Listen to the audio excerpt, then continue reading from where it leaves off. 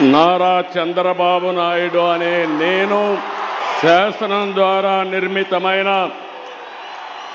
భారత రాజ్యాంగం పట్ల నిజమైన విశ్వాసం, విధేయత చూపుతానని, భారతదేశ సార్వభౌమాధికారాన్ని, సమగ్రతను కాపాడుతానని ఆంధ్రప్రదేశ్ రాష్ట్ర ముఖ్యమంత్రిగా నా కర్తవ్యాలను శ్రద్ధతో, అంతఃకరణ శుద్ధితో నిర్వహిస్తానని, భయం కానీ, పక్షపాతం కానీ, రాగద్వేషాలు కానీ లేకుండా